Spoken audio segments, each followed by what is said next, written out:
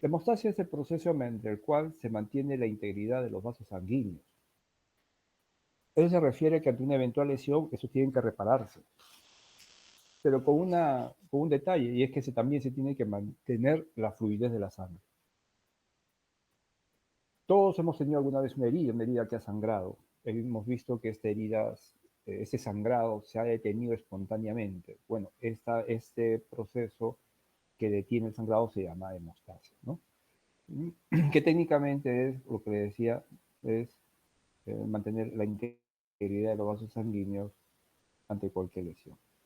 Bueno, la hemostasia tiene 4 etapas: vasoconstricción, adhesión y agregación plaquetaria, coagulación y fibrinólisis. ¿De acuerdo? Muy bien. Entonces, ¿qué es lo que va a suceder? En un primer momento va a haber un vaso se lesiona, este va a sangrar y entonces en forma refleja el vaso se va a contraer. Se va a contraer en un intento por que disminuya el flujo en ese vaso lesionado, no haya tanta circulación, y además para que el flujo se haga más lento. Si el flujo no se hace más lento, no pueden seguir las siguientes etapas, ¿de acuerdo? El flujo tiene que detenerse, o por lo menos hacerse lento. Después de la vasoconstricción, hay unos elementos que están circulando que son las plaquetas, las cuales van a ir a la zona de la lesión y van a formar un tapón físico, un tapón plaquetario, deteniendo el sangrado, ¿de acuerdo? Entonces, vasoconstricción y la formación después, posterior, del tapón plaquetario. Las plaquetas van, se agrupan sobre la zona de la lesión, detienen el sangrado. Este tapón, pues, la unión de ese tapón con el endotelio es lábil, es frágil, y el flujo sanguíneo puede desprender el tapón, motivo por el cual el tapón tiene que ser sujetado. Entonces, ahí viene la etapa de la coagulación. A través de la activación de una proteína que se llama fibrinógeno que está en el plasma, esta se activa y se convierte en fibrina.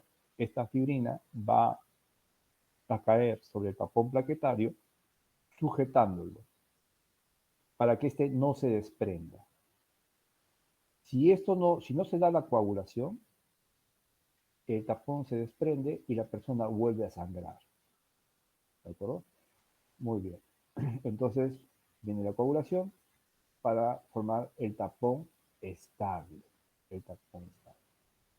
Una vez que ya se forma el tapón estable, se da la reparación de los tejidos, del endotelio, y una vez que ya se ha reparado, simplemente se disgrega, se disuelve el tapón que se había formado, porque ahora ya no cumple ninguna misión, más bien ahora es un estorbo. Y el vaso sanguíneo termina siendo, o lo termina como estaba al principio, ¿de acuerdo? Entonces, esto es a través de la fibrinólisis, ¿no? Es la desintegración o disolución del coágulo. Entonces, la hemostasia pasa por 4 etapas: vasoconstricción, adhesión y agregación plaquetaria, coagulación y fibrinólisis.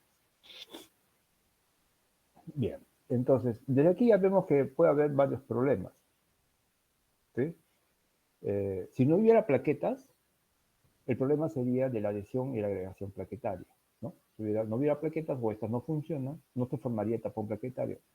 Con lo cual, el sangrado nunca se detendría, o sea, nunca se podría detener porque no se forma el tapón, ¿no?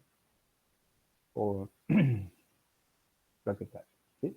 Pero si se forma el tapón plaquetario, se detiene el sangrado. Pero si el problema no es las plaquetas, sino es los factores de coagulación y no se forma la fibrina, entonces el paciente vuelve a sangrar, que es diferente, ¿no? Entonces son dos problemas diferentes. Un problema puede ser las plaquetas, otro problema puede ser la coagulación. El efecto final puede ser el mismo, el paciente va a sangrar, pero la causa puede ser de diferente naturaleza. O pueden también ser los dos, que sería también algo muy grave, ¿no? Que tenga problemas con las plaquetas y también tenga problemas con coagulación, ¿de acuerdo? Pero cada uno, al ser de origen diferente, también tiene, lógicamente, un tratamiento diferente. Muy bien, entonces esto es lo que vamos a ver. Vamos a comenzar con la vasoconstricción, después la agregación plaquetaria, después la coagulación y después la fibrinolisis. Muy bien, acá tenemos la clasificación. Sabemos que la hemostasia se divide en primaria, secundaria y terciaria. La hemostasia primaria se refiere a las dos primeras etapas, vasoconstricción y agregación plaquetaria. La hemostasia secundaria se refiere únicamente a la coagulación y la hemostasia terciaria se refiere a la fibrinolisis.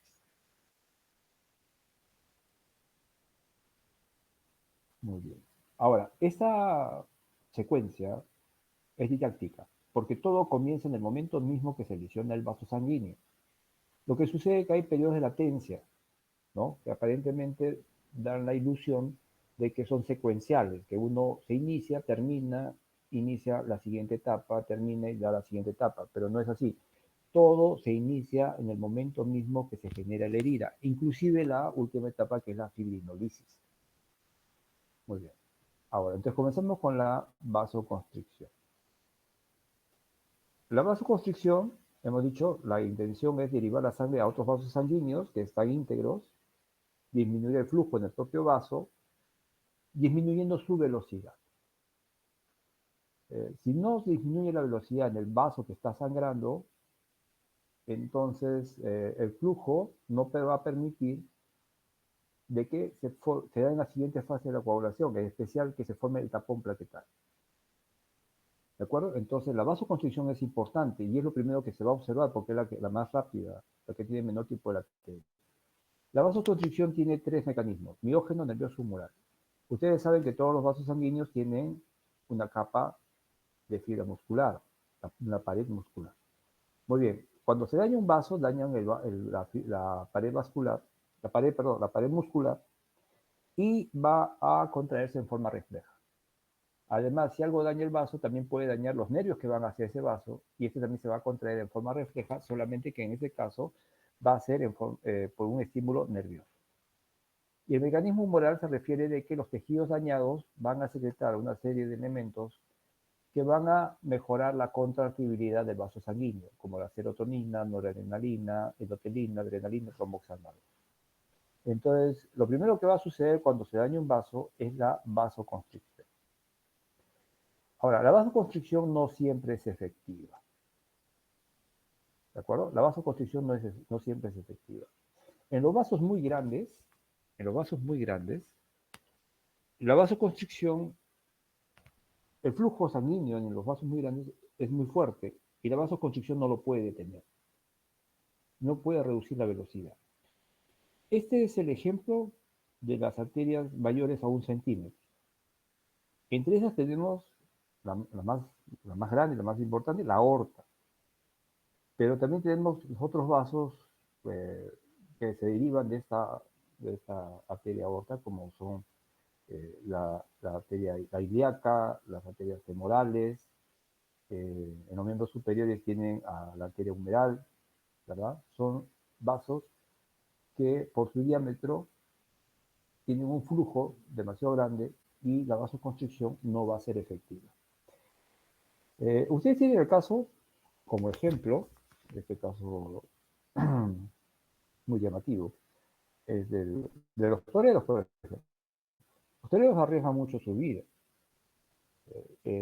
Ustedes ven que el toro, justamente las astas del toro están al nivel de la ingle del torero, ¿no? Es una lesión característica en ellos de que justamente llega a lesionar una arteria femoral. Y esto ha sucedido muchas veces, o bueno, algunas veces ha sucedido esto, en que esta lesión llega a matar al torero. Un caso muy conocido fue de un torero que se llamó Paquirri, por ejemplo. Este torero tuvo esta lesión a nivel de la ingle y fue llevado a un tópico, ¿no? En ese tiempo ya había televisión a color, esto hace muchos años, ¿sí?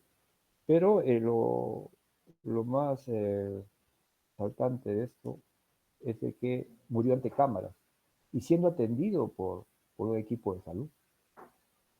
La pregunta es ¿por qué murió? ¿Por qué murió? Si estaba siendo atendido, era una persona joven, era una persona sana, y simplemente recibió una lesión a este nivel en la arteria femoral. Y es que lo que habíamos mencionado, si se lesiona una arteria grande, el flujo es demasiado fuerte como para ser detenido por la vasoconstricción. Y si el flujo no se hace más lento, no se dan las siguientes fases de la hemostasia. ¿De acuerdo? Aparentemente la vasoconstricción es un proceso muy simple, pero es sumamente importante para que se den los demás procesos.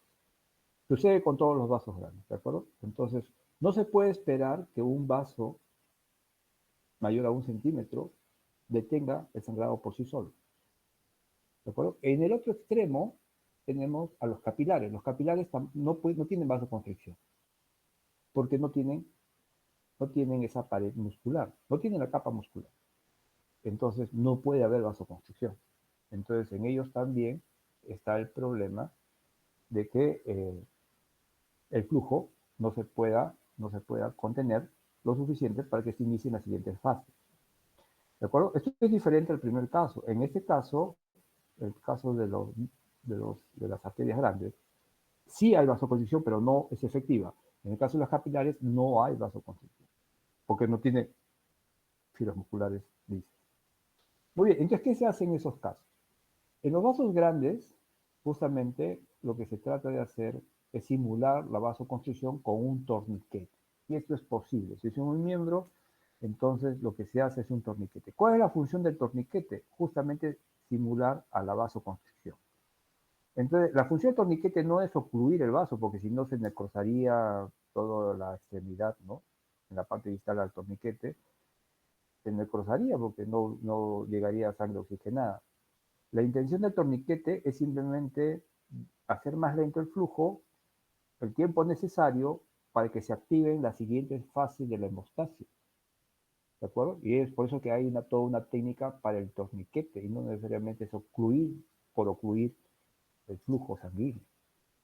¿De acuerdo? Muy bien. Pero hay zonas donde no se puede hacer torniquete y se lesiona una arteria grande. Entonces, en ese caso, ¿qué se hace? Compresión. Por eso la indicación cuando hay una hemorragia es compresión. ¿Qué es lo que están tratando de hacer? Pues simular o ayudar a la vasoconstricción. Y esto solamente es necesario el tiempo suficiente para que se den las siguientes fases. ¿De acuerdo? Esto lo vemos inclusive en las películas, ¿verdad? Esas películas de guerra, siempre está el compañero que hieren a un soldado y el compañero ve y le dice, haz compresión, ¿no? Siempre, ¿no? Siempre es así. Y es justamente lo que se debe hacer. Muy bien. Entonces, eso sucede con los vasos grandes, ¿no? No se puede esperar que ellos por sí mismos, ¿no?, puedan detener el sangrado. En los vasos pequeños también hay una situación especial porque no tienen capa muscular. En este caso, ¿qué es lo que se hace?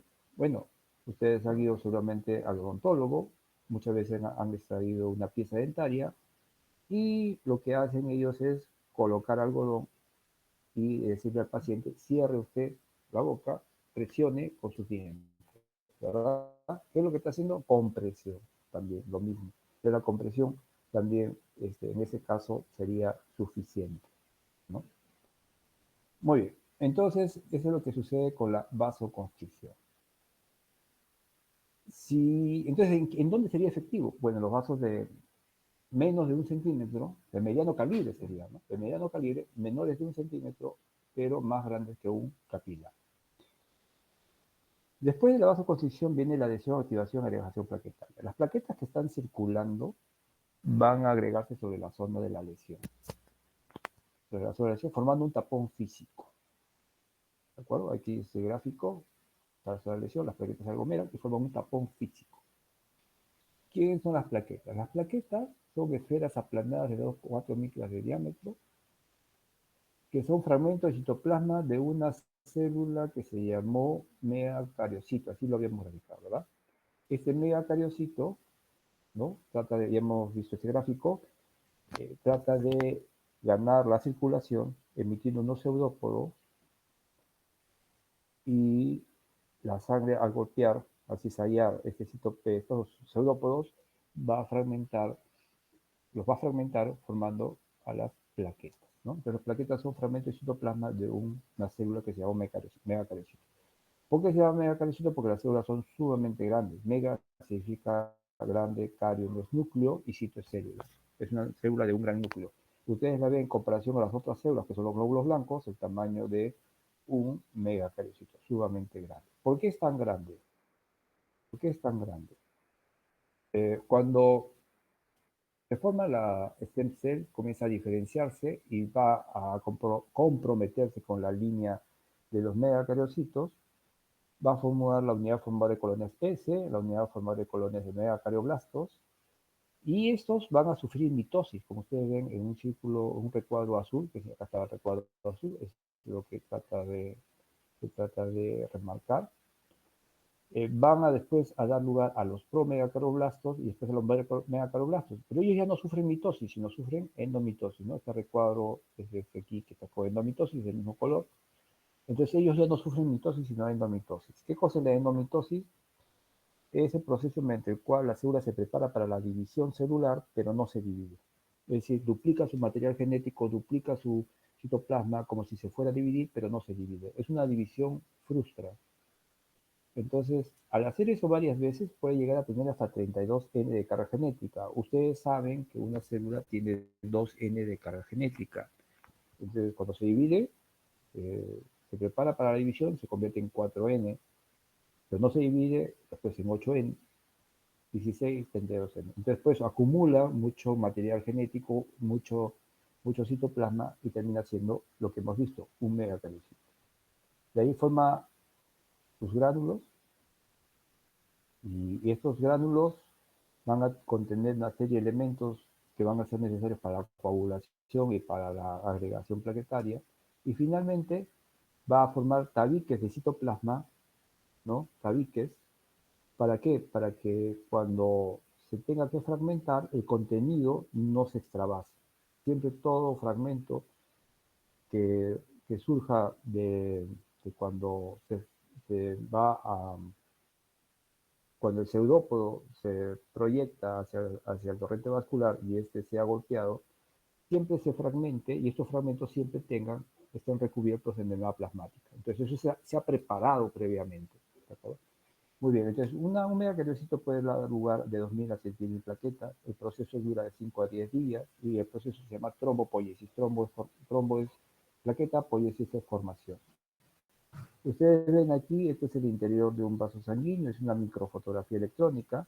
Lo que son estos afelpados, estas esferas afelpadas son los leucocitos, glóbulos blancos. Este disco bicóncavo es un glóbulo rojo.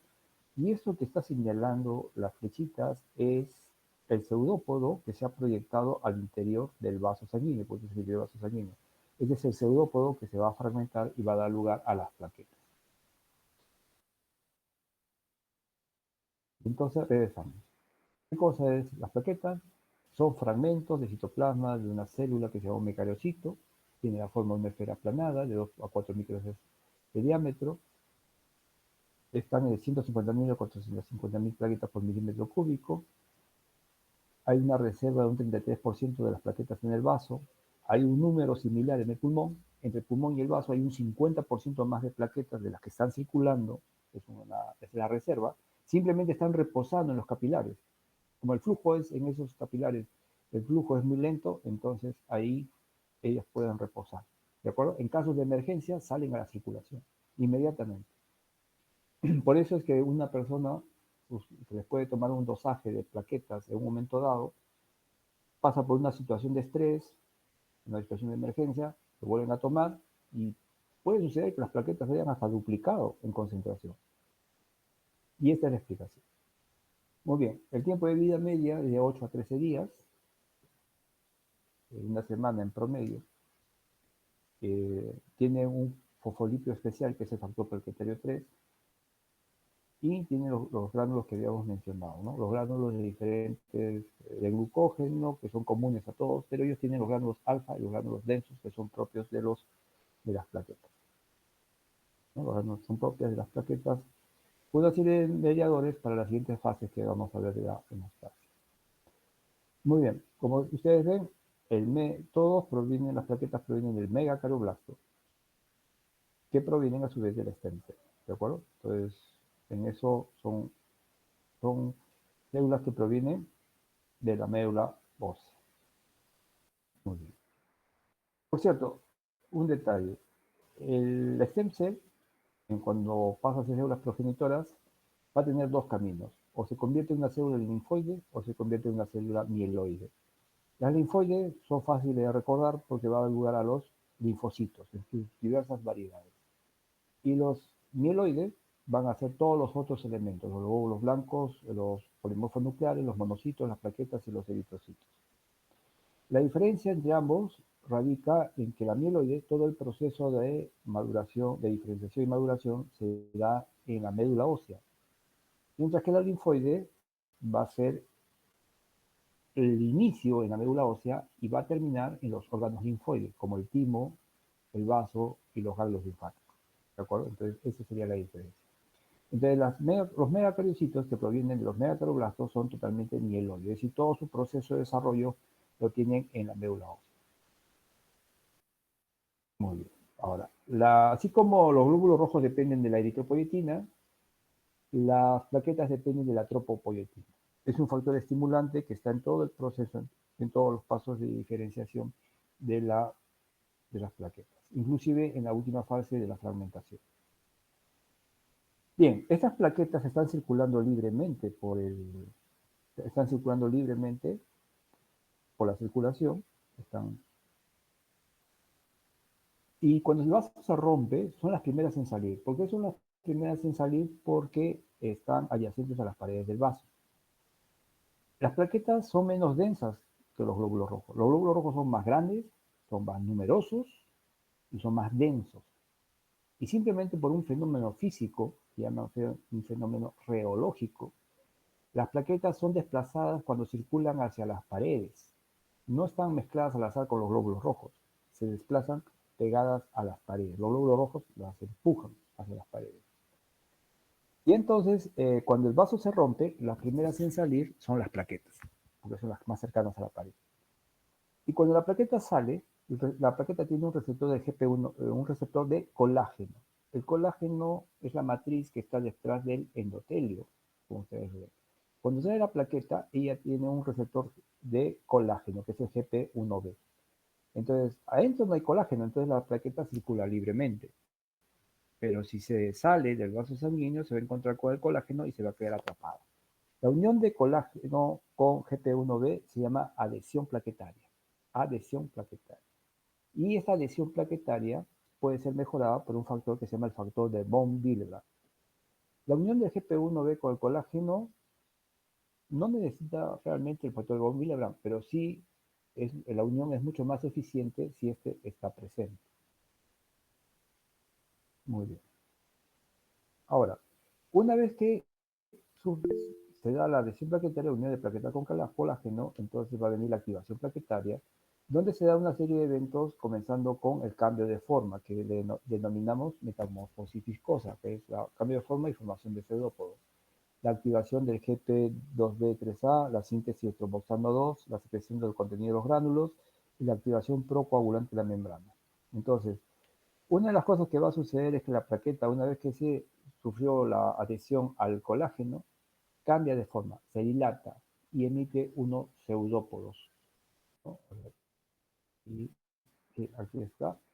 Estos son los pseudópodos. Se dilata, elimina el contenido de los gránulos, activa un receptor que es el GP2D3A, ¿de acuerdo? Y todo esto le llamamos activación plaquetaria. ¿Cuál es la intención? La intención es que las plaquetas que están circulando, llegando a estas inmediaciones donde está la plaqueta activada, también se activen. Se van a activar de dos formas.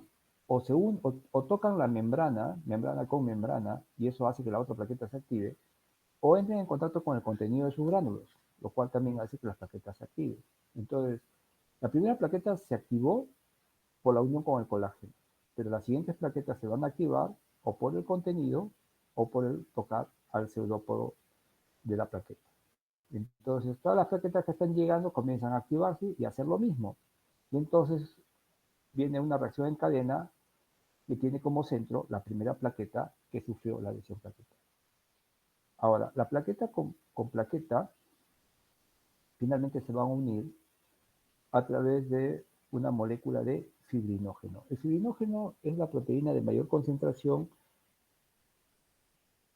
después de la albúmina. ¿Ya? ¿De acuerdo? Es la segunda proteína en concentración. O sea, hay grandes cantidades de fibrinógeno. Es una molécula simétrica, una molécula que a ambos extremos previamente es filamentosa, como un filamento, y ambos extremos son simétricos. Como son simétricos y es un filamento, las plaquetas activaron un receptor GP2B3A, que es un receptor de fibrinógeno, para un extremo. Si ambas plaquetas tienen el receptor para los extremos, entonces pueden utilizar al fibrinógeno como puente de unión. Entonces, esa unión de plaqueta con plaqueta a través del GP2B3A y el fibrinógeno se llama agregación plaquetaria. Entonces viene la adhesión, la primera plaqueta sufrió la adhesión al colágeno con el GP1B, después viene la activación en cadena, y después de la activación viene la agregación plaquetaria de unión plaqueta con plaqueta. Este tapón se está formando en la zona de la herida y está hecha solamente de plaquetas. Esta es una fotografía, microfotografía electrónica de las plaquetas activadas. Miren que los pseudópodos pueden ser tan largos como el diámetro mismo de la plaqueta, ¿no? Es justamente en su intento de poder activar todas las plaquetas que están llegando a las inmediaciones, ¿no? Que también tiene una plaqueta en reposo, plaqueta activada. Es otra foto de lo mismo, plaquetas en reposo, plaquetas activadas. Muy bien, aquí tiene un gráfico que representa lo que hemos mencionado y hace referencia a que puede haber algunas deficiencias que dan lugar a algunos síndromes y enfermedades, ¿no? La deficiencia de von Willebrand, la enfermedad más frecuente de hemostasia es la enfermedad de von Willebrand. La enfermedad de von, ¿qué es lo que acontece ahí? Pues no hay el factor de von Willebrand. ¿Qué hacía el factor de von Willebrand? Pues unía el GP1B con el colágeno. Pero hemos dicho que no es imprescindible. Por eso es que la enfermedad de von Willebrand, si bien es cierto es la más frecuente, es la más leve. Es sumamente leve. O sea, la persona o sea, tiene problemas, claro, algunos hematomas que se le forman de vez en cuando, pero por lo general no tiene mayor incidencia dentro de su quehacer normal. Y vive una vida normal. No hay mayor problema con eso. ¿Por qué? Porque se asume de que el GP1B puede unirse directamente al colágeno sin el factor de von Willebrand. Claro que es mejor tenerlo que no tenerlo, pero no tiene, al parecer, consecuencias muy graves. Hay otra enfermedad que cuando falla el GP1B, se llama el síndrome de Bernard-Schüller. Como ustedes comprenderán, no se va a formar el tapón plaquetario. Y el otro que puede fallar es el GP2B3A, que hemos mencionado, que une plaqueta con plaqueta con el fibrinógeno. Y esa es la deficiencia de la trombastenia de plasma, que también estaría incidiendo que no se forma el trombo plaquetario. Muy bien, la activación de la plaqueta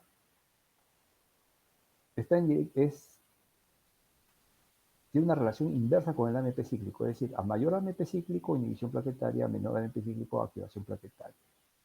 El mayor activador plaquetario es el tromboxano A2, que provocaría que disminuya el AMP cíclico para que se active la plaqueta, ¿de acuerdo? Entonces, ¿cómo es que se hace eso? El tromboxano A2 inhibe la adenilciclasa. Aquí está. La plaqueta, esto representa la plaqueta, lo que está en rojo, el endotelio. La plaqueta circula adyacente al endotelio,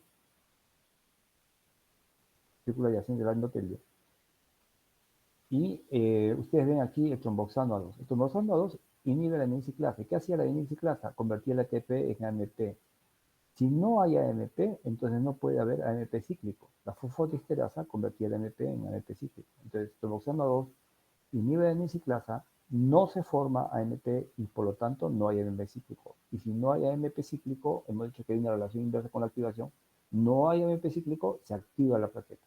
Entonces, conclusión, tromboxano A2 significa activación plaquetaria, disminución de AMP cíclico y activación plaquetaria.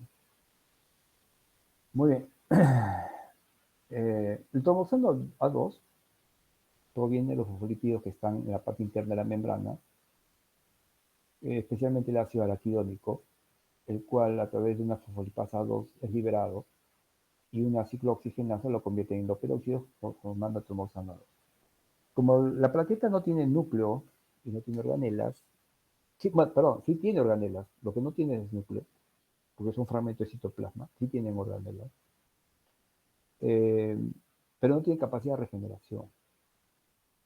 Entonces, una vez que se activa la plaqueta, ya la plaqueta queda como un elemento inerte, porque no tiene capacidad de regeneración, no tiene núcleo, no tiene capacidad de regeneración, entonces tiene, como decir, una sola vida. Entonces, la plaqueta, hay que cuidar de que la plaqueta no se active en forma innecesaria. Y el problema es que está cargada de tromboxano 2, que es su principal activador. Entonces, tiene que haber un mecanismo que compense, ¿no?, a ese activador, y en ese caso tienen a la prostaciclina sintetasa, que es producida por el endotelio. Pero ¿quién lo produce? A través de los endoperóxidos que lo produce la misma plaqueta. La plaqueta circulando cercanamente al endotelio forma los endoperóxidos para formar el tromboxano 2, pero estos endoperóxidos también van al endotelio para formar prostaciclina. La prostaciclina tiene un efecto opuesto a tromboxano 2. Entonces el endotelio, entonces el endotelio regula la plaqueta para que ésta no se active en forma innecesaria. El problema va a ser cuando la plaqueta salga a una zona lesionada donde no hay endotelio. Si no hay endotelio, no hay prostaciclina, entonces la balanza va hacia la actividad del tromboxano 2. Pero si hay endotelio, entonces hay prostaciclina y por lo tanto hay una compensación ahí para que la plaqueta no se active en forma innecesaria.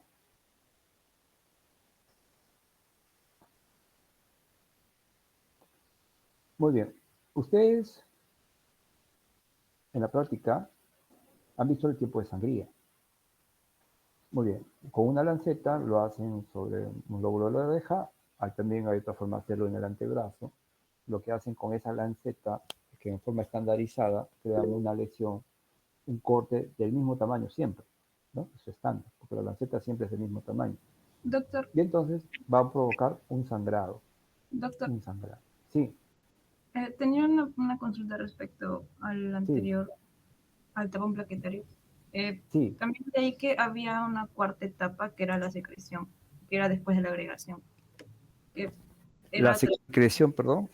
sí, de los La gránulos secre alfa y densos a través del sistema canalicular. Ya, está bien. Pero eso lo hemos introducido dentro de la activación plaquetaria, la liberación del contenido de los gránulos. ¿Sí? Retrocedemos. También tengo una duda sobre eso porque también había una liberación a Acá través, está, mira. ¿Está bien? claro, es que también había una liberación a través de la contracción de las proteínas y aparte había otra a través de la invaginación, eso de los sistemas canaliculares. Claro. O Sí, cómo así se es. dio la diferencia. No, todos tienen el mismo objetivo. Lo que pasa es de que nosotros estamos resumiendo, por fines prácticos, estamos resumiendo en el concepto. Pero la idea es de que se tiene que liberar el contenido de los gránulos. ¿De acuerdo? Ahora, en los gránulos es que ahí no hemos hecho la diferenciación, pero los gránulos son de dos tipos, los alfa y los densos. Los densos están más en relación a la actividad plaquetaria, mientras que los gránulos alfa, como ustedes ven, también tienen factores de coagulación, entonces están más relacionados con la siguiente fase que es de la coagulación. Pero la idea es de que justamente estos gránulos se liberen el contenido, ¿no?, durante esta activación plaquetaria. ¿De Y acuerdo? en el caso del sistema canalicular cerrado, que ahí se menciona que se encuentra en el retículo endoplasmático, solo tendría que ver con el ion calcio para también participar en la cascada de la coagulación. No, no, no, no. A ver, son dos eventos diferentes, ¿de acuerdo? Hay una parte donde van a incidir los dos, que se juntan porque uno es la secuencia del otro, pero el calcio es simplemente para que la plaqueta se active. La plaqueta se activa, hemos dicho que tiene una sola vida, se activa y después libera todo el contenido de los gránulos, hace todos sus cambios y queda como un elemento inerte. ¿De acuerdo? Entonces, en ese caso el calcio no tiene nada que hacer con la coagulación. ¿de acuerdo? Más allá de liberar el contenido de los gránulos. Pero no participaba junto a los mismos factores de coagulación para activar a los... No. A ver, es que ahí vamos a ver la coagulación cómo se activa y qué relación tiene con la fase plaquetaria, pero tiene que ver con sus calcios. El calcio es un evento netamente intracelular de la plaqueta y es para que es su activación, ¿no?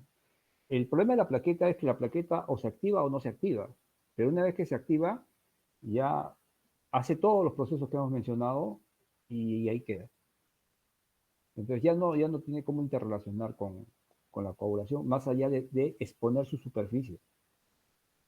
Lo que ustedes lo que están viendo ahí es que los gránulos sí tienen un contenido de factor de coagulación, pero simplemente los libera para el proceso que sigue, pero no actúa directamente en el proceso en sí. ¿Sí? Sí, doctor. Una consulta más. En respecto a la inhibición que ocasiona el AMP cíclico, ¿eso evitaría que se forme ya el coágulo como un tercer mecanismo o no? Que no se forme no, hemos dicho que el AMP cíclico, si disminuye, la plaqueta se activa. ¿De acuerdo? La plaqueta se activa. Pero si aumentara, o sea, se inhibe el tapón plaquetario, ya no habría una coagulación. No, a ver, el tapón plaquetario, el tapón plaquetario está formando, ¿no? Es con las plaquetas activadas. O sea, a la plaqueta le sucede todo lo que estamos mencionando y la superficie también cambia. ¿De acuerdo? Mira, la metamorfosis viscosa se cambia de forma. La activación de GP2B3A es el receptor del que va a ser el fibrinógeno. Además, las pocas enzimas que tiene, con los recursos que tiene, va a formar todo lo que pueda de tromboxano a 2. En ese momento, todo lo que puede en ese momento. O sea, es un tromboxano de novo, dicen. Aparte del almacenado, trata de formar en ese momento todo lo que pueda. Secreta el contenido de los gránulos y la superficie de la membrana cambia, que es la activación procoagulante de la membrana. La membrana cambia, que lo vamos a ver. Todo eso se da de golpe, ¿de acuerdo? Y simplemente sale y la plaqueta se activa, como está acá. Sí, se activa. Y ahora, el que se una con que fue para formar el trombo plaquetario, depende de que encuentre a otra plaqueta activada, porque si no encuentra a otra plaqueta activada, pues no tiene con quién unirse. Simplemente ya con el fibrinógeno se unen. Pero ellos ya se consideran elementos inertes. Ya terminó su participación ahí. Ya formaron el tapón plaquetario y simplemente quedan ahí. Ya son, como te digo, ya no tienen mayor actividad. Por eso es que ya no, ¿cómo podrían interrelacionar con la siguiente fase? Solamente lo que va a suceder es que en la superficie hay un fosfolípido que va a cambiar. Y eso es lo que lo une con la siguiente fase, porque ahí es la superficie que va a encontrar la coagulación. Yo creo que se va a aclarar un poco cuando justamente entremos en la coagulación. ¿Está bien? Sí, doctor, gracias. ¿Ya? A ver, no se confundan, a ver. Simplemente lo que hemos visto aquí es que se ha activado la plaqueta, ¿no? Ha habido cambios en su forma, libera contenido de sus gránulos, activa el receptor y la superficie también cambia. ¿De acuerdo?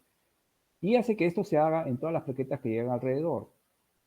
Ahora, si hay fibrinógeno, se unen entre ellas.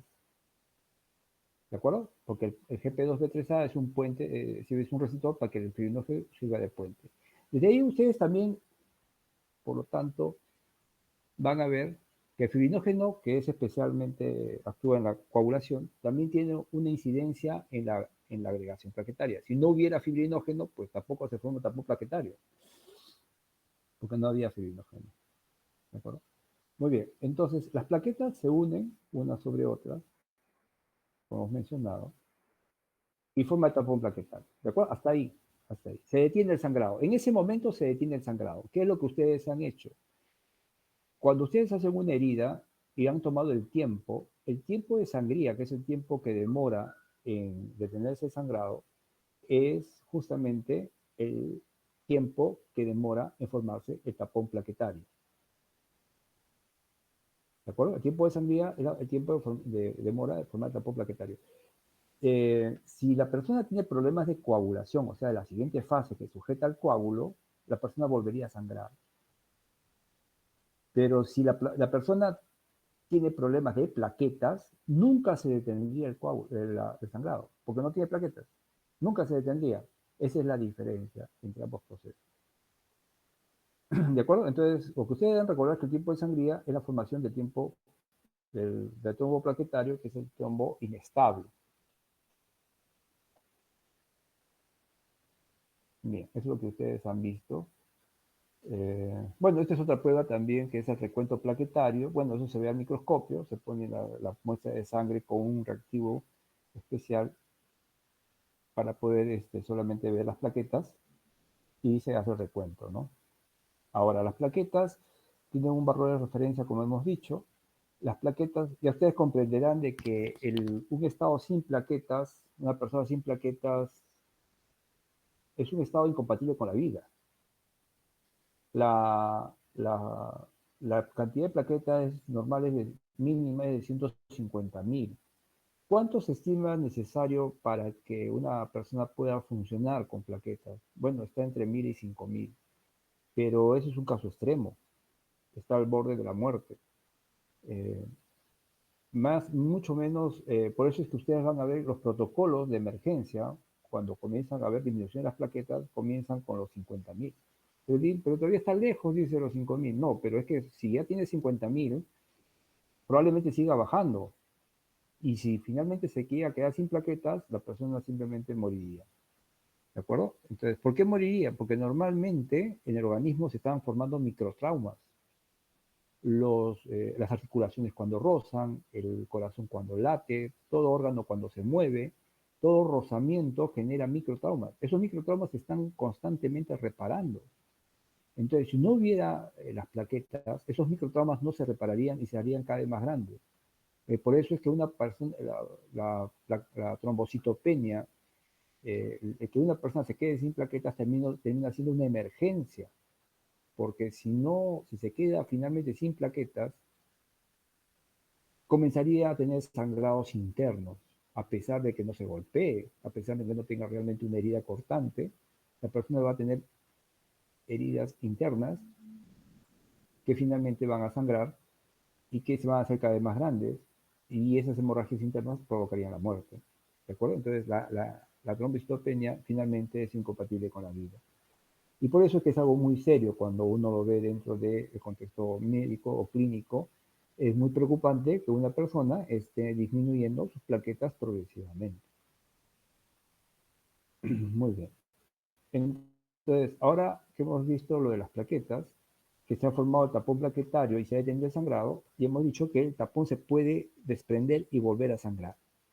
Entonces, en este sentido, ustedes van a encontrar de que el trombo plaquetario debe sujetarse al endotelio, debe sujetarse.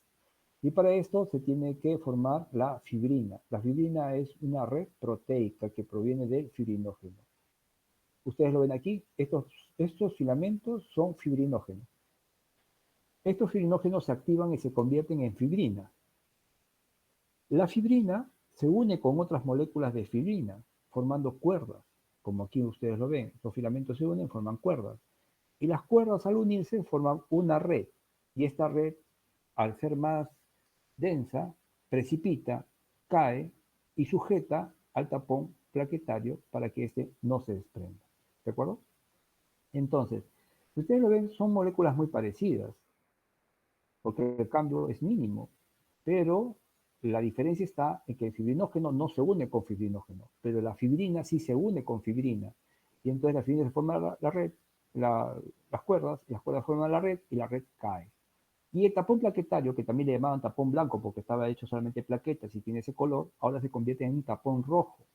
De lo que era un tapón inestable, ahora se convierte en un tapón estable, rojizo.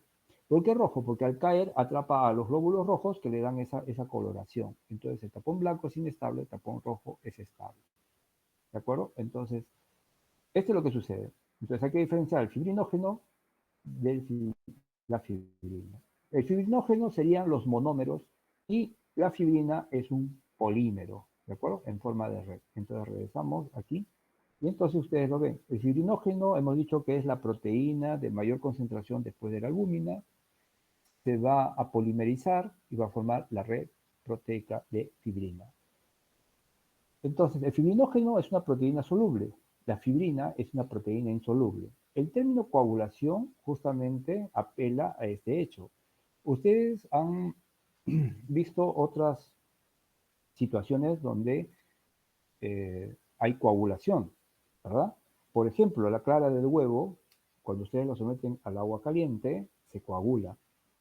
¿Qué pasa con la clara de huevo cuando está cruda? Es soluble, es un fluido. Usted lo pueden poner en un vaso, adopta la forma. Es un fluido, adopta la forma del vaso, cumple con todos los requisitos de ser un fluido. Pero si ustedes lo someten al agua caliente, entonces las proteínas que estaban ahí disueltas, ¿sí?, que eran solubles, ahora se van a unir entre ellas, van a formar un sólido más grande y se van a volver insolubles y también cambian inclusive de color, ¿no? Y forman un sólido, ¿de acuerdo? Que es insoluble y precipita, ¿de acuerdo? Entonces, ahí ustedes estarían viendo lo que sucede en el estado de coagulación. Hay un cambio de estado físico. La proteína soluble de la clara del huevo se convierte en una proteína insoluble, ¿no? Más densa. Otro ejemplo es la gelatina, ¿verdad? La gelatina, se prepara la gelatina, la disuelven en el agua, ¿sí? Y la colocan en el refrigerador. Cambia la temperatura y se vuelve sólido, ¿sí? Entonces, ustedes están viendo aquí los procesos de coagulación por cambios de temperatura. En este caso también pasa algo similar. Hay un cambio de estado de la proteína, de ser soluble a ser insoluble, pero en este caso no es por calor o frío, sino es por una reacción enzimática. Y en toda reacción enzimática hay enzimas, sustrato y hay catalizadores, ¿verdad? Muy bien, eso ustedes ya lo saben. La, la fibrina, una vez que se forma y cae sobre el tapón plaquetario, va a formar el coágulo sanguíneo, ¿sí? Ustedes lo van a ver, según lo visto en la práctica, la sangre toma una consistencia sólida de aspecto gelatinoso. Y es que se ha formado la fibrina, ¿no?, que está sujetando, ¿no?, al coágulo. Pero si ustedes dejan reposar ese coágulo, el coágulo se va a retraer, va a disminuir de tamaño. ¿Por qué sucede eso? Porque la fibrina va a madurar. Eso significa que la fibrina se va a retraer, haciendo más pequeño el coágulo. Antiguamente, simplemente agarraban una muestra, tomaban una muestra de sangre, la dejaban reposar, dejaban que coagule, medían el coágulo y después de unos minutos volvían a medirlo. Y lo que observaban era que si había fibrina, el coágulo se retraía. Pero si no había fibrina, el coágulo no se retraía. Es una evidencia indirecta de que no había fibrina. Actualmente, claro, eso ya no es necesario, son pruebas antiguas porque no tenían los medios, pero ahora es relativamente simple y corriente de que el laboratorio haga un dosaje de fibrina.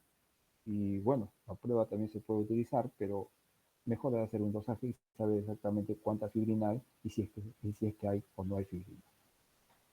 Muy bien, entonces el objetivo de la coagulación es formar la red de fibrina que va a sujetar el tapón plaquetario. La fibrina proviene del fibrinógeno que se activa y esta fibrinógeno se activa por la trombina. La trombina es una enzima que proviene de su precursor, que es la protrombina. Y la protrombina se activa a través de la vía común. La vía común tiene dos formas de activarse, que es la vía intrínseca y la vía extrínseca. Esto que estamos viendo es la red, o mejor dicho, un resumen de la cascada de la coagulación. Lo ampliamos, ya que ustedes lo ven. Los factores de coagulación tienen números romanos, esa es la nomenclatura internacional. Los factores activados tienen una minúscula, ¿sí? Por ejemplo, el fibrinógeno, que tiene el número 1, le han asignado el número 1, se activa y forma la fibrina, que es el 1 activado. La protrombina es el 2 y la trombina, que es la parte activada, es el 2A. Siempre la es la parte activa. Entonces, para poder entender la cascada de la coagulación, tenemos que ver la nomenclatura. Los factores de la coagulación en el sistema internacional tienen números romanos. Son 12 factores de coagulación enumerados del 1 al 13 porque falta el número 6. Lo que sucede es de que cuando se le asignaron los nombres a los factores de coagulación, bueno, y esto se le dio números romanos porque habían varios investigadores que en forma simultánea habían descrito los mismos factores y cada uno le daba su nombre, entonces por eso es que se optó por los números romanos para no favorecer a nadie. Pero además, cuando se hizo esto, había un factor 6, pero después se dieron cuenta de que el factor 6 era el 5 activado. Era el 5 activado. Entonces, después se dieron cuenta que era el mismo 5, y para no crear confusión, simplemente lo eliminaron, ya no lo asignaron a otro factor, y por eso desapareció el factor 6. Entonces, el factor 6 no existe. ¿Sí? El factor 6 no existe. Era el 5 activado. ¿De acuerdo? Si ustedes en un examen ven que hay una alternativa de factor 6, bueno, ustedes ya saben que esa no es la respuesta, ¿de acuerdo? Bueno, de repente no saben cuál es la respuesta, pero por lo menos saben que ese factor 6, ese así no es la respuesta, ¿de acuerdo? Pero, como ustedes ven, entonces, son 12 factores enumerados del 1 al 13. Muy bien, estos factores de la coagulación se distinguen por estar en cantidades sumamente pequeñas. Solo el fibrinógeno está en cantidades importantes, después todos están en cantidades sumamente pequeñas. Realmente muy pequeñas. Esto se debe a su gran potencia. Los factores de coagulación están dentro del grupo, un grupo de enzimas que se llama serinproteasas, porque su sitio activo está en un aminoácido serina. Y las serinproteasas es la familia que justamente incluye a las enzimas digestivas, que ustedes saben que son sumamente potentes. Bueno, esa misma potencia también la comparten con los factores de la coagulación. Y por eso es que se necesitan cantidades sumamente pequeñas para que puedan actuar.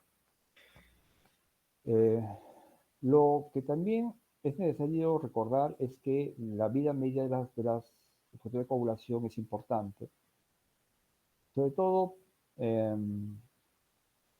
porque en un momento dado puede suceder que a un estado patológico se deje de producir los factores de coagulación. Y entonces los factores de coagulación van a permanecer en la circulación hasta el tiempo de vida media. Y entonces, un momento que se cumple el tiempo de vida media, comienzan a degradarse y a desaparecer. Y entonces, el principal responsable o el principal causante de que haya alteración de la coagulación cuando esto sucede sería el del que tiene menor tiempo de vida media, y es el que siempre hay que recordar. Y entonces, ¿cuál es el factor de menor tiempo de vida media? Sería el factor 7. El factor 7. Muy bien. Ahora, en el caso de la formación de fibrina, tiene que primero formarse la trombina, y antes de la trombina el complejo protrombinasa. Vamos a comenzar con la parte final para ir a la parte inicial para entenderlo mejor. Ustedes ven que el fibrinógeno se convierte en fibrina por la trombina. El fibrinógeno se convierte en fibrina por la trombina, ¿sí? Y además hay un factor estabilizador de la fibrina que también se activa por la trombina. ¿Qué es lo que hace el factor estabilizador? El factor 13 es lo que hace es buscar los sitios de unión de fibrina con fibrina para que se vuelvan enlaces covalentes. Una unión que ya no se va a disgregar. Porque si no se hace eso, la formación de fibrina podría ser reversible. Podría desintegrarse y formar un montón de filamentos disueltos. Para que no se vuelva a disolver, entonces es que actúa el factor 13, que es el factor estabilizador de la fibrina. ¿De acuerdo? Entonces la pregunta aquí sería, ¿de dónde viene la trombina? Bueno, bueno, acá escribe la fibrina todavía. La fibrina, ¿sí? Aquí está la activación de la fibrina. ¿Qué es lo que hace la trombina? La trombina va a quitarle unos péptidos, que son los fibrinopéptidos A y B, como ustedes ven aquí. Le quita estos fibrinopéptidos y convierte el fibrinógeno en fibrina. Entonces ahora se va a unir fibrina con fibrina. Se va a unir fibrina con fibrina para formar la red de fibrina que habíamos dicho. Muy bien, y aquí está graficado el factor 13, que lo que quiere resaltar es la unión, ¿no?, de fibrina con fibrina, que ahora ya no simplemente se atraen y se unen por afinidad, sino que van a formar enlaces covalentes y va a impedir que se degraden o se disuelvan, mejor dicho. Muy bien, entonces, ahora, ¿cómo se forma la trombina? La trombina, para que se forme la trombina, viene de su precursor, que es la protrombina. La protrombina. La protrombina la protrombina se convierte en trombina por el complejo protrombinasa. ¿Quién es el complejo protrombinasa? Está dado por 4 elementos. El factor plaquetario 3, que es un fosfolípido, que ustedes ven aquí graficado en rojo, que está sobre la membrana plasmática de la plaqueta activada. Está por el factor 10, el factor 5 y el calcio. El calcio. ¿De acuerdo? Esto forma el complejo.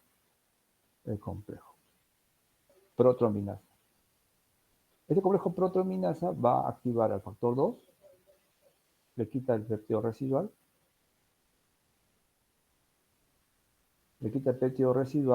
y va a liberar a la trombina activa. ¿De acuerdo? Entonces el complejo protrombinasa es el que activa a la protrombina en trombina. Entonces, hay que considerar de que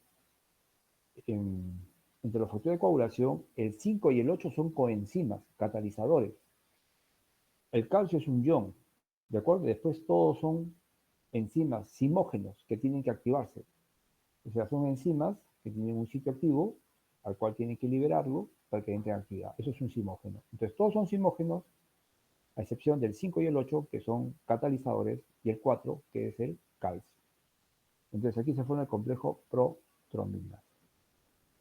Ahora, todos sabemos que el 10 es la enzima, el 5 es la coenzima, el 10 es el calcio y el factor plaquetario 3. Muy bien, recuerdan ustedes, hace unos momentos mencionamos que dentro del proceso de eriptosis había una fosfolípido que era la fosfatidilcerina, que estaba en la parte interna de la membrana y esto salía a la superficie.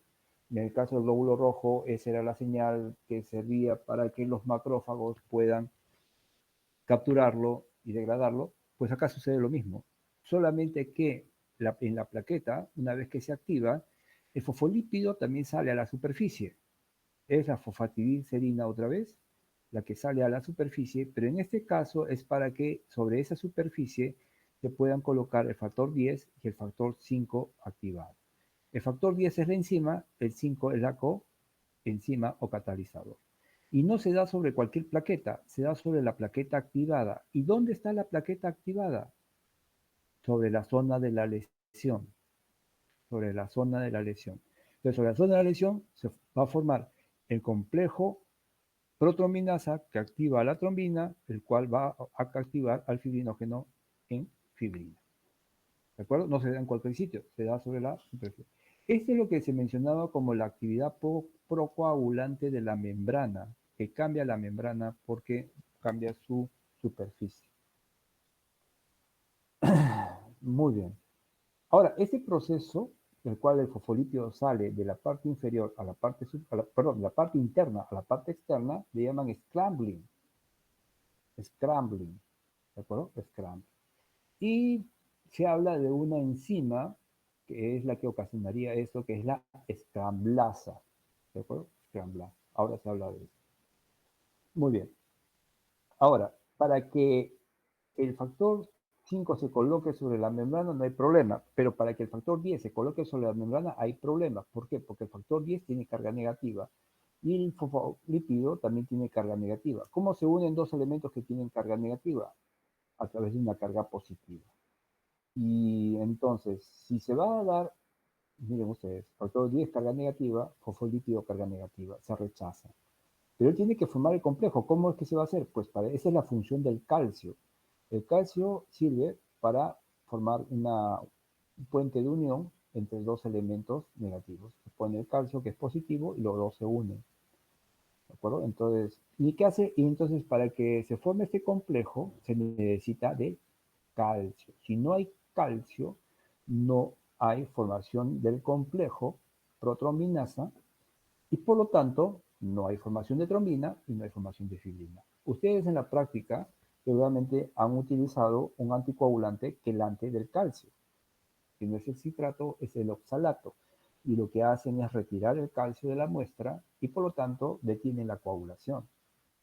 Para que ustedes vean que la reacción es dependiente de la presencia de cantidades pequeñas, pero de todas maneras tiene que haber presencia de calcio. Muy bien, ahora, la naturaleza ha hecho de que este sistema de utilizar el calcio como puente de unión entre dos cargas negativas se potenciabilice dándole más cargas negativas a los factores que tienen que participar, en este caso al 10. Entonces, para eso, esto se hace a través de una reacción que es dependiente de vitamina K, en donde se carboxila uno de los residuos de ácido glutámico y se va a carboxilar dándole cargas negativas, pero es una reacción que es dependiente de vitamina K. Entonces, en un primer momento el factor 10 es liberado, todos se forman en el hígado, todos los factores de la coagulación se forman en el hígado, a excepción del 4, que es el ion calcio, y este factor 10 le van a dar cargas negativas en un segundo momento. Es decir, primero forma al factor 10, lo libera, y en un segundo momento el hígado otra vez lo captura y le hace este proceso de darle cargas negativas y lo vuelve a liberar. Este proceso de darle cargas negativas se hace a través de la vitamina K. Por eso es que si no hay vitamina K o hay una deficiencia de vitamina K, no se dan las cargas negativas al factor 10. Este, a su vez, no formaría el complejo protrombinasa, no hay trombina, y no hay fibrina y no hay coagulación. Por eso es que la deficiencia de vitamina K se expresa con hemorragia. ¿De acuerdo? Porque no hay carboxilación, no hay cargas negativas para los elementos que van a formar el complejo protrombinasa. Asimismo, hay unos anticoagulantes que su mecanismo es justamente porque son antimetabolitos de la vitamina K. Esto ya en forma ya, ya en forma predeterminada, ya uno medican estos, en este caso la warfarina, que es un antimetabolito de vitamina K, y por lo tanto no se va a dar las cargas negativas y en este caso funcionaría como un anticoagulante. Muy bien, entonces ya sabemos cómo se forma la fibrina, cómo se forma la trombina y cómo se forma el complejo protrombinasa. ¿Quién activa el factor 5? Pues la trombina, aunque la trombina está más adelante, va a activar el factor 5, ¿verdad? El calcio es un ion que está en el plasma. El factor plaquetario 3 es el fosfolipio que estaba en la membrana, que salió en la parte interna, que salió a la superficie. Y el factor 10, hay dos formas de activar el factor 10, la vía intrínseca y la vía extrínseca. En este caso comenzamos con la vía extrínseca. La idea es activar al 10, porque ya sabemos que el 5, el factor plaquetario 3 y el calcio ya están presentes. El asunto es cómo se activa el factor 10. Bueno, en la vía extrínseca se tiene que unir el factor tisular con el factor 7 para activar al factor 10. Factor tisular con el factor 7, nada más. Pero, ¿qué sucede? El factor 7 es una proteína intramembrana. Está en todas las membranas plasmáticas, excepto las membranas de las células sanguíneas y del endotelio. Pero todas las membranas de cualquier otra célula tiene factor tisular. Esta membrana se tiene que romper para exponer al factor tisular, el cual se une con el factor 7, y este 7 con el factor tisular, van a activar el factor 10 con lo que ustedes ya conocen. Ahora, para que el factor 7 pueda posicionarse en la membrana, necesita de calcio. Esta unión de factor con calcio para unirse a la membrana, para que puedan unirse dos cargas negativas, es un patrón que se vuelve a repetir. Entonces, en este caso, el factor 7, para utilizar el calcio, tiene que darle cargas negativas. Es decir, él también es dependiente de vitamina K. Entonces, estos factores que necesitan de cargas negativas para posicionarse sobre la membrana y utilizar calcio, le llaman factores dependientes de vitamina K. Ya conocemos dos. Uno es el 10 y en este caso es el 7. Entonces, se rompe la membrana, expone el factor tisular, se une el factor 7 y activa el factor 10. Entonces, ahora, vamos a ver la vía extrínseca. Bueno, puede suceder un accidente. Cuando alguien manipula un elemento punzocortante, puede suceder un accidente. Y en este caso, el elemento punzocortante haría un trazo para llegar hasta el vaso sanguíneo. Miren ustedes que tendría que, primeramente, romper membrana de la piel, la epidermis, las células epiteliales, podría encontrar fibroblastos, fibras musculares, células adiposas, fibras nerviosas, todos son células que tienen membrana. Y al romper esas membranas, ¿qué es lo que va a exponer? Factor tisular, ¿verdad? Porque lo vimos acá, que tiene que romper la membrana para que se exponga el factor tisular. Y eso es lo que sucede. Se rompen todas esas membranas y todas esas membranas van a exponer el factor tisular. Por el lado del vaso sanguíneo va a salir, acá no está graficado, pero ¿qué va a salir? El factor 7. El factor 7. El factor 7 con el factor tisular activan al factor 10, en 10 activado, y junto con el 5 se van a posicionar sobre el factor plaquetario 3, formando el complejo protrombinasa. Miren ustedes que previamente tuvo que formarse tapón plaquetario, que están sobre las plaquetas activas, ¿no? Y sobre eso se va a formar el complejo protrombinasa que forma la trombina y forma la fibrina, la cual cae y sujeta el coágulo. Es decir, la fibrina no se forma en cualquier sitio, ¿de acuerdo? El complejo protrombinasa se forma sobre las plaquetas activadas que están sobre la zona de la lesión. Ahí se va a formar la trombina, y se va a formar la fibrina y ahí se va a sujetar. Lo que ustedes están viendo es la relación que existe entre la lesión tisular, ¿no? Lesión tisular, un corte, lesión tisular, formación del tapón plaquetario, activación de la plaqueta y las siguientes etapas de la coagulación. Por eso es que actualmente se dice que la vía extrínseca es la que explica mejor todo este proceso, llamándole en este caso la vía fisiológica de la coagulación, que es la que mejor lo explica. Además, hay otra vía para activar al 10, que es el factor, la vía intrínseca. En la vía intrínseca hay otro complejo, que es el complejo tenasa. El complejo tenasa es muy similar al complejo protrombinasa, solamente que en vez de 5 tiene 8, en vez de 10 tiene 9, después es igual. ¿Quién activa el 8? La trombina. El calcio es un ion, factor plaquetario 3 a la superficie de la membrana, la plaqueta activada. El 9 lo activa el 11 el factor 12, y el 12 dice una superficie activa de grandes cargas negativas. Muy bien, entonces ustedes ven aquí, en resumen, la vía de la coagulación, en resumen, vienen aquí abajo la vía extrínseca, que activa al factor tisular, se rompe la membrana, expone el factor tisular con el factor 7, activa el 10, forma el complejo protrombinasa, activa la protrombina en trombina, y la trombina activa el fibrinógeno en fibrina. Hay otra forma de activar el 10, sí, con el complejo tenasa, el cual lo activa el 9, el 9 el 11 y el 12 al 11. Bien. Entonces, ¿cuántos factores de pendiente de vitamina K tenemos? Ya conocíamos al 10, conocíamos al 7. El factor 2 también es un factor dependiente de vitamina K, porque para ser activado tiene que posicionarse sobre el complejo y pegarse a la membrana. Y el otro complejo es el 9, porque es similar al 10, ¿verdad? El 9, entonces, factores dependientes de vitamina K es el 9, el 10, el 7 y el 2. Dentro del perfil básico hay unas pruebas de laboratorio para poder evaluar la coagulación. Entonces ahí tienen 4 pruebas básicas. El tiempo parcial de tromboplastina que va a evaluar la vía intrínseca, el tiempo de protrombina, la vía extrínseca, el tiempo de trombina que ve la vía común y el tiempo de retilasa, la formación de fibrinógeno. Ahora, ¿por qué se le llama vía extrínseca a este proceso?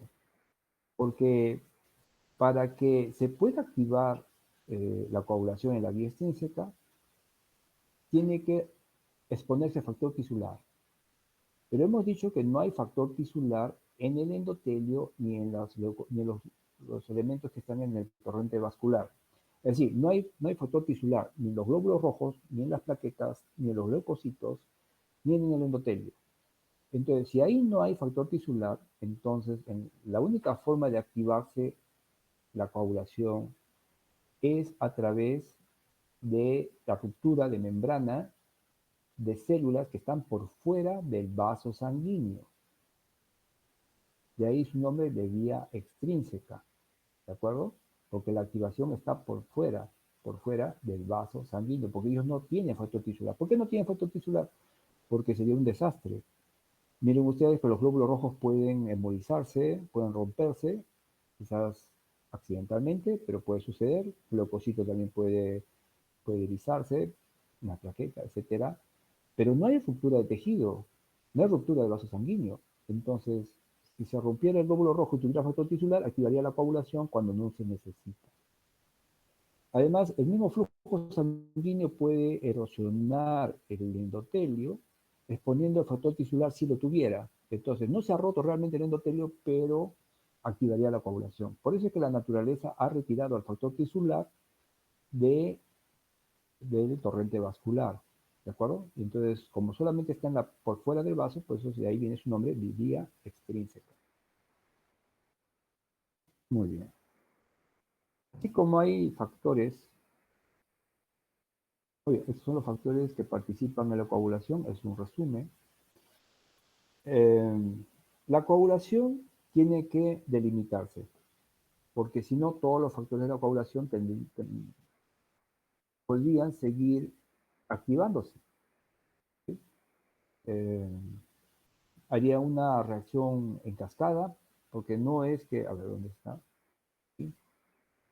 No es que solamente el 12 activa un solo 11, activa todos los 11 que encuentre, y a su vez el 11 activa todos los 9 que encuentre, se activan todos los 10 que se encuentren, ¿no? Entonces puede hacer que en un momento dado la reacción no se delimite y se puedan consumir todos los factores de la coagulación en un instante de la persona. Eso es un accidente y es una patología, se llama coagulación intravascular diseminada, donde la coagulación pierde el control y todos los factores se activan. Muy bien una idea, pero entonces forma trombos y sería el problema. Pero realmente ese no es el problema. El problema es que, claro, forma los trombos y va a tener algunos problemas serios la paciente, pero el paciente generalmente muere por hemorragia. ¿Por qué? Porque al consumirse todos y activarse todos los factores de coagulación, en ese momento se queda sin factores de coagulación. Y entonces el paciente muchas veces fallece desangrado. Entonces, para que no suceda eso, para que no se activen todos los factores de coagulación de un solo evento, entonces lo que se hace es que el organismo tiene un sistema de regulación que tiene varios puntos, ¿no? Uno es la antitrombina 3, que va a buscar justamente a la trombina, pero no solamente a ella, uniéndose a estos factores activados para que ya no ejerzan acción. Después tienen la vía del inhibidor del factor tisular, que es una proteína que justamente, ustedes lo ven aquí, se van a formar sobre el complejo de factor 7 y factor 10 para que este ya no siga funcionando. Después tienen la vía de la proteína C y la proteína S. La proteína C es la enzima, la proteína S es la coenzima, el catalizador, y lo que tratan de hacer es eliminar al factor 5 y al factor 8, que son los catalizadores. ¿Recuerdan ustedes? Hay una diferencia entre ser la enzima y ser el catalizador. En este caso, el catalizador es el 5 y el 8. Entonces, lo que va a suceder es que la trombina, miren ustedes que se forma en la coagulación, se forma la trombina. La trombina, si se va de la zona de la lesión, va a encontrar que hay una molécula que se llama trombomodulina en el endotelio. Si la trombina se encuentra con la trombomodulina, va a activar a la proteína C y la proteína S, que van a destruir al 5 y al 8, que son los catalizadores, y detienen la fuerza de la coagulación. Si la trombina está en la zona de la lesión, forma fibrina, porque acá no hay endotelio, no hay trombomodulina. Entonces aquí simplemente va a formar fibrina. Pero si se sale de la zona de la lesión, va a encontrar endotelio intacto, trombomodulina, activa proteína C, proteína S y destruye el factor 5 y el factor 8. Acá ustedes ven el factor 5 tiene la forma de una herradura, El factor 5 cuando se activa le quitan un péptido, queda así, esta es una representación gráfica, y el factor 5, sobre el factor 5 va a quedar el factor 10, ¿no? Sobre el cual viene este factor 10, factor 5, no está graficado el calcio, lógicamente, el fosfolípido de la membrana es el que está en la superficie, y este complejo va a actuar sobre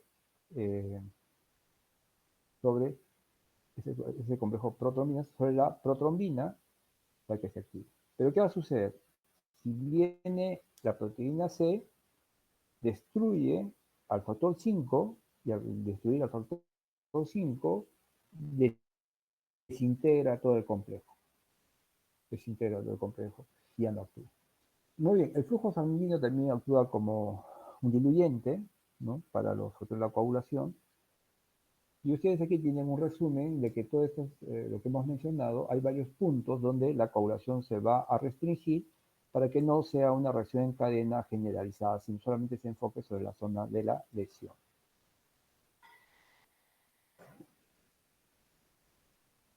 Muy bien, lo que les decía, hay que diferenciar la hemostasia primaria de hemostasia secundaria. Cuando ustedes enfrentan a un paciente con problemas de hemorragias y sangrados, entonces uno que piensa cuál es el problema.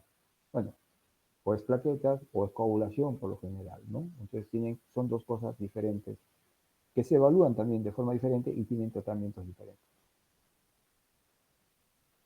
Muy bien, entonces, ahora que ya una vez que se forma el tapón plaquetario definitivo, se reparan los tejidos y ahora el trombo plaquetario, el trombo estable, ya con la fibrina, ya es un estorbo, porque ya cumplió su función, ya se repararon los tejidos. Pero la fibrina no se puede disociar, no se puede simplemente desintegrar, porque ha habido esta reacción que mencionamos del factor 13, que hace que se una la fibrina con fibrina en forma covalente, y entonces la única forma que queda para poder liberarlo es degradar a la fibrina enzimáticamente. Y entonces, esto es lo que sucede. Este es el trombo con la fibrina se ha formado. Apenas se forma la fibrina, se le va a pegar una molécula que se llama plasminógeno.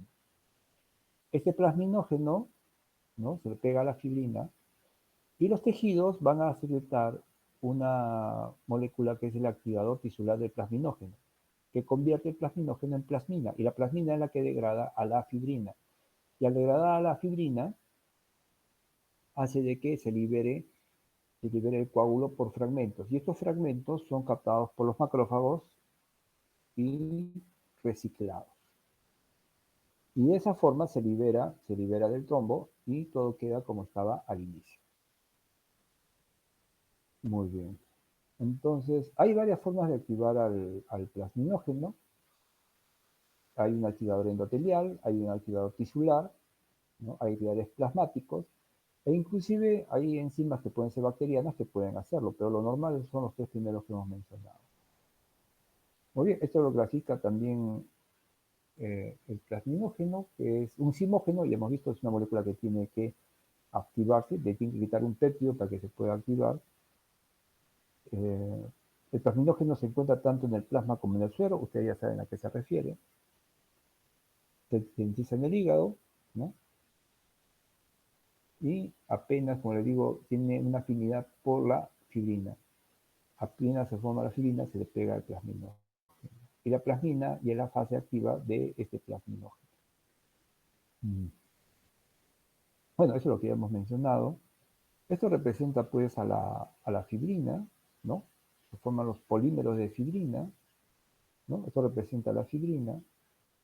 Y lo que va a hacer el plasminógeno tiene puntos donde los va a degradar, ¿no? Los va a catalizar y los va a catabolizar, mejor dicho. Y cada de esos fragmentos tiene un nombre, dependiendo de cuáles son los extremos que se han quedado unidos. Y ustedes son los productos de degradación del fibrinógeno. Los productos de degradación del fibrinógeno que simplemente lo que van a aumentar,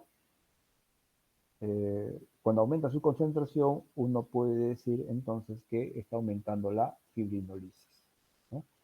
son evidencias de que ha habido coagulación y por eso los productos de degradación de fibrinógeno se pueden dosar, en especial el dímero D.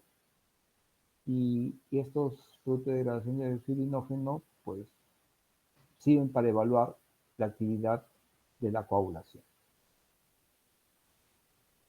Muy bien, entonces hemos visto que la fibrinolisis se activa en el momento mismo que se produce la fibrina, porque ya se le pega el plasminógeno. Ahora, entonces, ¿significa que la fibrinolisis está actuando desde el inicio? Sí, pero también está actuando la coagulación. Entonces, ¿de qué depende de que se forme o se degrade el coágulo? Depende cuál es más activo. Al inicio es más activo la cascada de la coagulación y menos la fibrinolisis, pero ya empezó. Y al final ya se detiene la cascada de la coagulación y todo termina con la fibrinolisis. Muy bien, y este es el gráfico que habíamos visto al inicio, lo resumimos otra vez. Hay vasoconstricción, se forma el tapón plaquetario, el cual es provisional, solamente hay plaquetas. Este tiene que sujetarse a través de la coagulación. Una vez que ya se reparan los tejidos, simplemente se disuelve el coágulo a través de la fibrinolisis y el vaso queda tal como estaba. Muy bien. ¿Alguna pregunta? Doctor, No hay... Sí, sí, tenía una duda respecto a la anterior diapositiva, justo. También leí que en la hemorragia terciaria podía haber dos vías, aparte de la fibrinólisis, es que se forme un mismo tejido fibroso con los fibroblastos que vendrían a formar. Porque los factores de crecimiento, por ejemplo, que se liberan de los gránulos alfa, que favorecen a la regeneración, eh, leí que podría darse, o se forma el tejido fibroso, o también se puede disolver el coágulo cuando ya no es necesario y más bien está obstruyendo el flujo sanguíneo. O siempre la vía final es la fibrinólisis. no, o sea, primeramente siempre tiene que recubrirse con endotelio.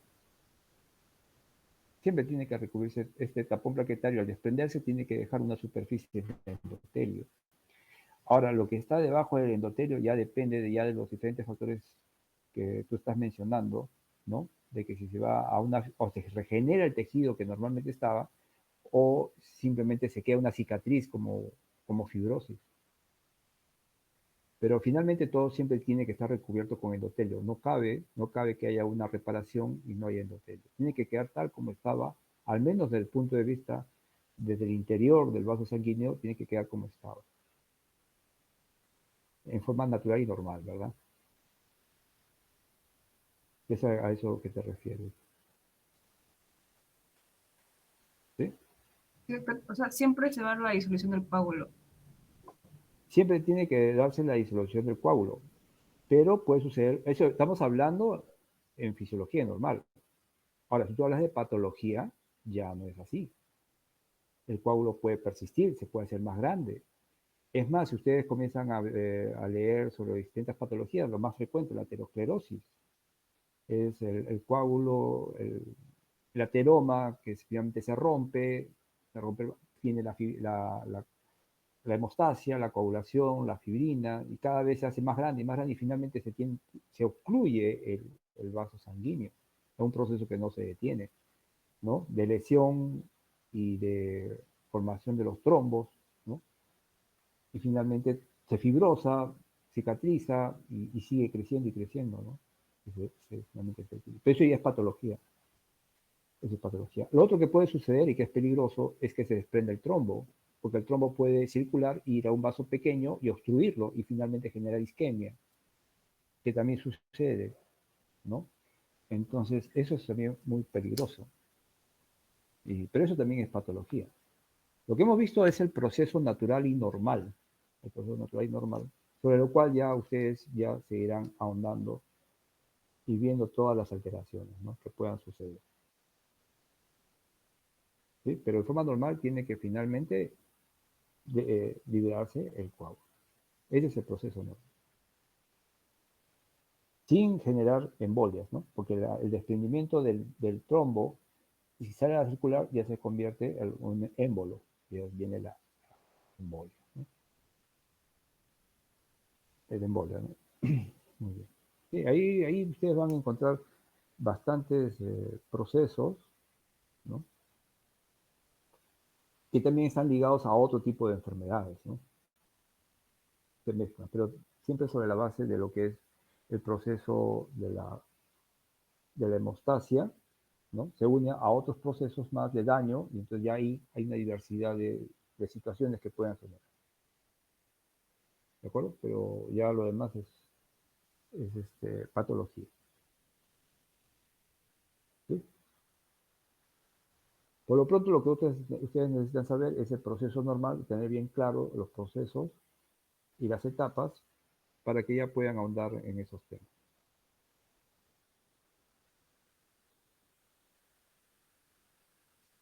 ¿Sí? Sí, doctor, está bien. Muchas gracias. Muy bien. ¿Alguna otra pregunta?